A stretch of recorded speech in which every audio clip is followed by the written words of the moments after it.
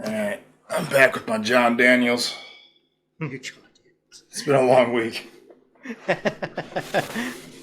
So, I guess that's it on compensated pistols. Let's talk about this. So the covers, the 100 Concepts covers that you got for your scopes, how are you liking those? 100 Concept covers. Here, I got that right here. Let's pull it out. So opinions vary a lot on these. You go on Reddit and it's a lot of negative talk. A lot of hate on the company, honestly. So, I mean, to satisfy everybody at home. Okay, clear safe. So here it is right here. Yep. This guy. And so I did a little bit of that. Covers the objective, and that flips it up. And I'm just going to remove it so we can talk about it. So a lot of hate for this company. I guess I don't know if they got their start, but the covering up the lights, right? So you don't have to worry about a unintended light discharge giving away your position. Which, there's one right here. Love them. Right. Same thing. Which, in my opinion, I'd be like, okay. I would rather have the ability to use my light without having to flip that thing off first. That's just me. But I don't do a lot of night vision stuff. Some people say, well, you just get a bottle cap and some bungee and then, it'll do the same thing. Because essentially you're paying for a 3D printed piece of plastic. Yep. And what that cover costs, like $50?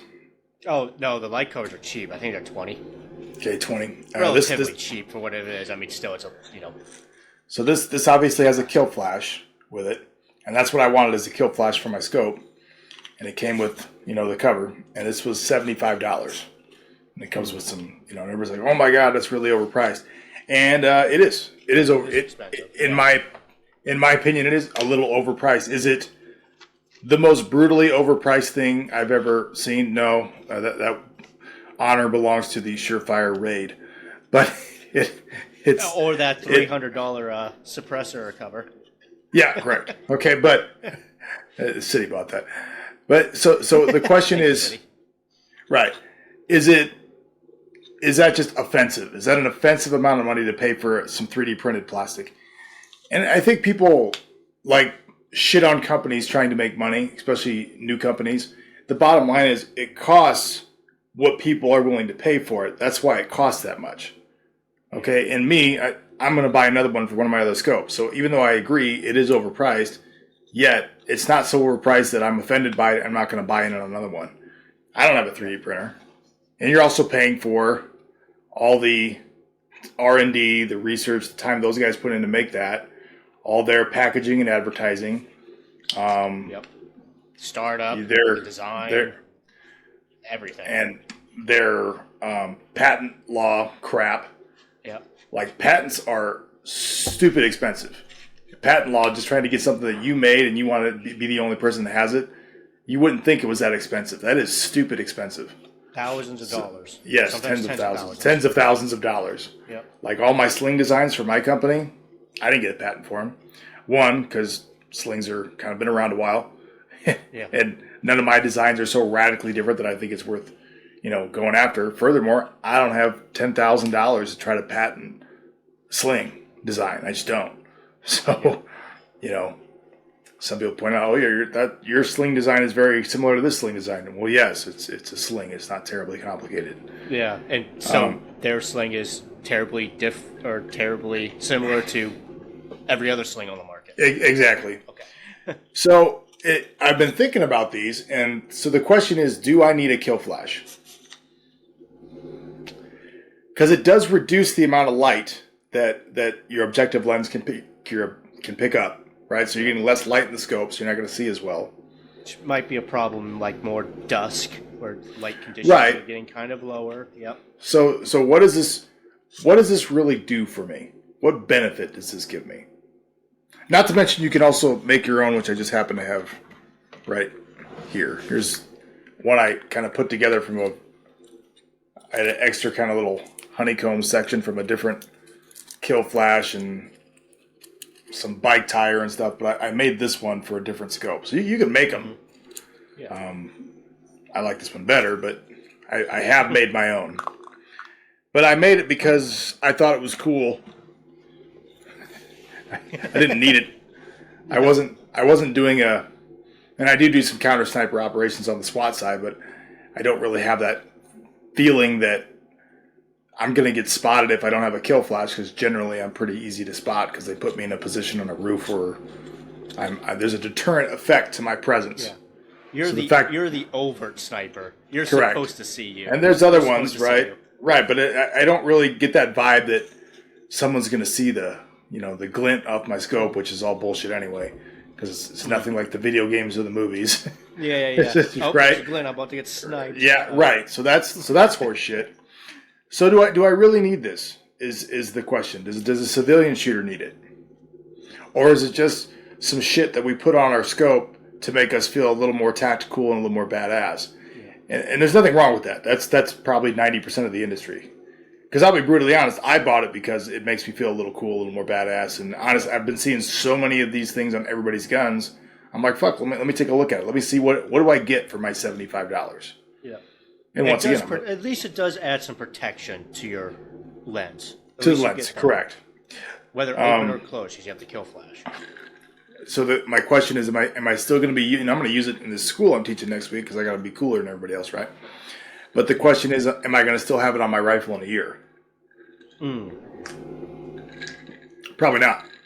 I don't know, maybe.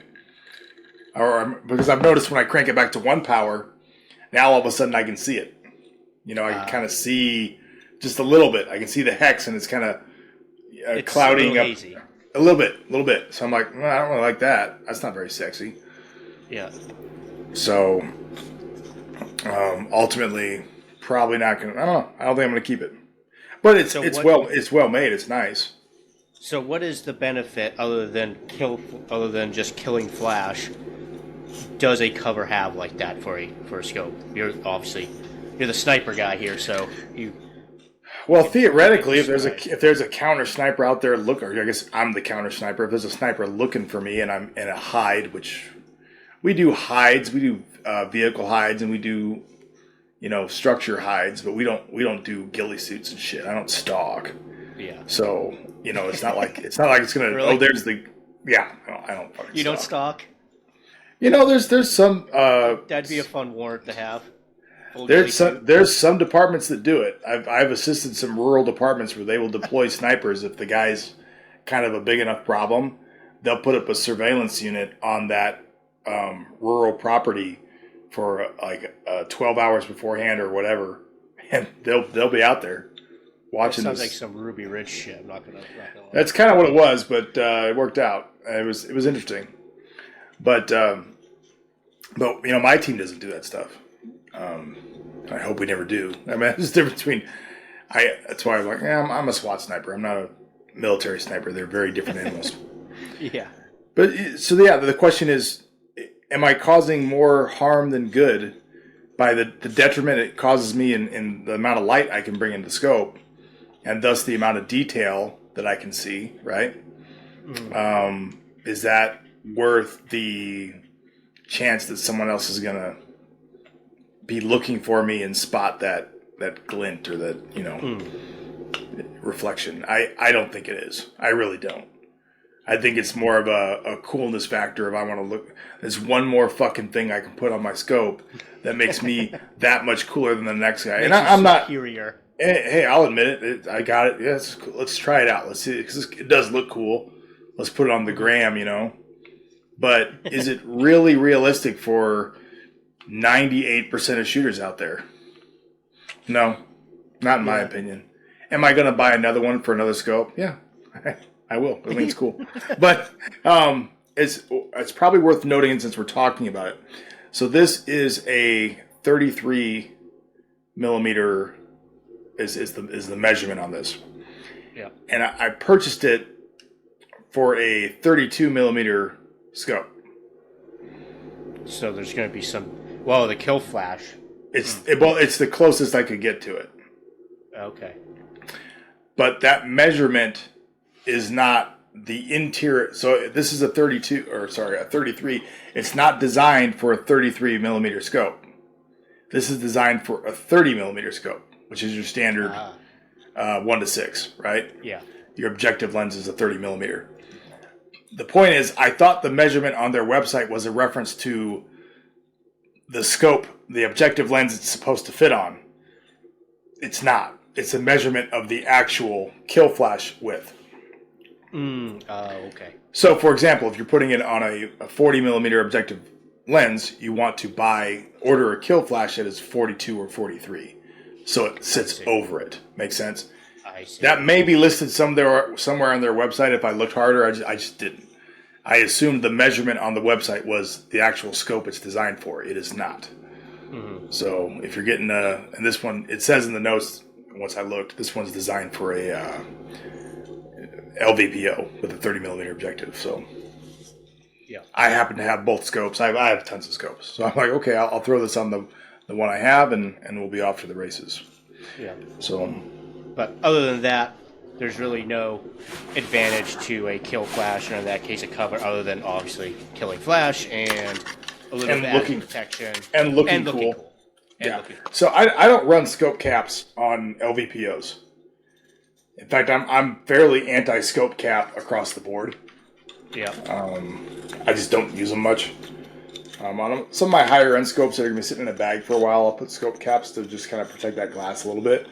Yeah. But something's going to be sitting somewhere for a while. But for the most part, I don't run scope caps. I have my MVPO. We talked about that before. I actually bought this for that MVPO, but it's too small, so I got a bigger one. But yeah, I mean it's neat. It's a neat little piece of kit, and it does look badass. Yeah. But yeah, now someone in the wilds of the internet is you fucking idiot. You got that on that, but you don't have one for your RMR. What's the point of defeating the glint here? That's a fair point. I haven't bought that one yet. Yeah, like that one's $50, but they make that one on their website too, and it's cool. Yep. Do I gotta get them both? Why not? Because now it's redundant. Yeah, right. If I don't, that's pointless if I don't have one here. So I gotta get them both. Fuck. Yeah. That's how they get. That's how they get you coming and going. Yep. What do you think of them? The kill flashes. To me, it's one of those things. Put it on there. It's light. It's not like it adds a pound to the gun. And if it kills flash, even in some wild scenario for you that might be useful, even just as a psychological thing, whatever you're on you're mounted on a vehicle or so, and the dude looks out his window and just sees a little glint or something. Maybe maybe that amps him up more, whatever. We're all good at making that thing. We're all good at making up fantasies. Yeah, right? It's a what if, but whatever. To me, on that side of things, it's probably more for protection. At least you got something covering the lens. Yeah, that $75 3D printed plastic is going to save my life. That's what's going to do it. Yeah, that's what's going to do it. Thank you, 100 Concepts. that's gonna win the operation for you. Right. Right. But to me, it's one of those things that's so light that doesn't really matter. I could see it becoming a problem if you keep the cap on and you forget that you have it on, and you go to use the optic and black screen. Yeah, and that's my it's only that way with a lot of stuff. I think 90% of it is just trying to be a little bit cooler than the next guy because we're America and we're capitalists, and that's great. And we buy. I have a tote full of shit, full of accessories that I bought because it was cool, and this light or that light, and then you use it for a while, and then it suddenly kind of goes away. Yeah, but in terms of their light covers, I really like them. Now, they were made primarily for night vision use, because if you're doing night vision stuff, having a white light ND can be catastrophic. Like if you're actually doing like an actual operation, which I know you guys don't really use it, and it doesn't really apply mostly to law enforcement because everyone knows you're there. But in a military context, if you're on approach to a building and you meant to hit Somebody your NDs, illuminator and you just sent 1,000 lumens into some dude's window, that can blow the entire thing. Have you ever considered just unscrewing the tail cap a half Some screw? people do that. Yeah, that's what we and do. a lot of them, like, for example, particular people in naval special operations, it's highly frowned upon to run pressure pads for your white light. They will run the white light on their, it would be their support side, and they always run the tail cap. So that way you have to manually go in and hit the tail cap. So that way there's no mistaking one pressure pad for the illuminator laser and one for the white light. Time for the post-video shameless request for support. If you guys like my content, you want to see more of it, please like, subscribe, hit the little bell. You guys know how YouTube works. Better yet, support my channel. Go to my website, daishotactical.com. There you can find a variety of products that I make myself at my workbench. I make a variety of slings in a bunch of different colors, quite a few different models. I also make shooting bags. Any money spent at the store really does help me moving the channel forward and making more content for you in the future. Thanks for watching.